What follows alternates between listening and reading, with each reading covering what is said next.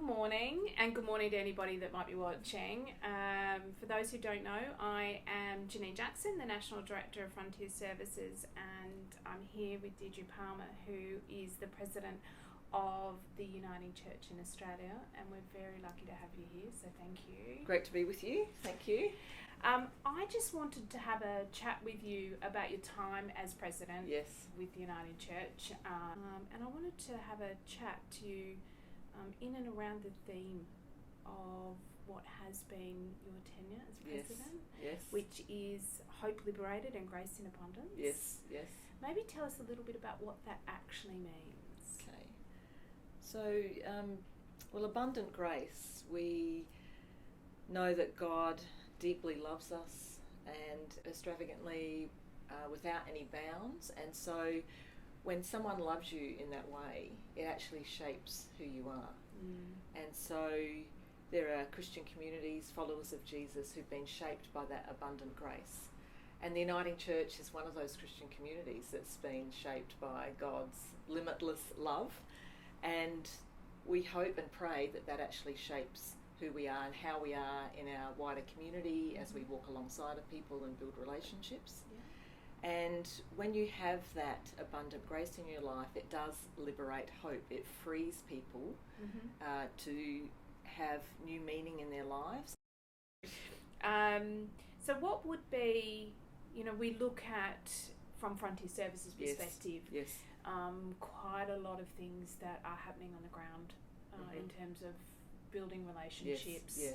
How do you see that unfolding?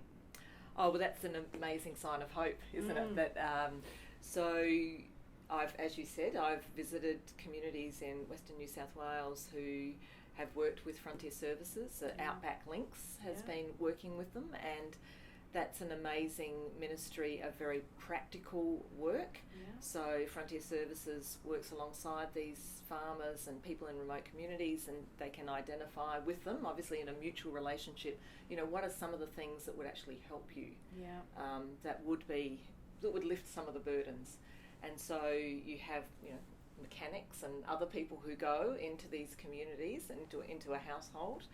And so it's practical, but it's also building relationships, because as we know, whenever we spend time with one another, we hear one another's stories, we can share and sometimes compassionately respond to some of the grief and the loss, like you're talking about, people living in drought and being isolated in those situations. To have someone from Outback Links or the other area of Frontier Services, our bush chaplains, walk alongside them, hear their stories, and at times Frontier Services is also involved in advocacy because they've heard the stories, they know what's happening in rural and remote Australia, and are then able to carry those stories and share them in situations like advocacy with government and in the broader community, because we know it's not just government that addresses these things, but it's actually the whole of the Australian community saying these are people among us who are suffering from terrible drought, then on top of that bushfire, and as you say, plague, and of course all of the restrictions associated with COVID as well.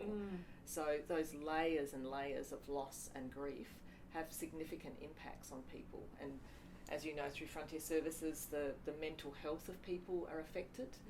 And that requires sometimes professional services, but it also requires friendships and people's understanding, and Outback Links and our bush chaplains offer that kind of support and hope.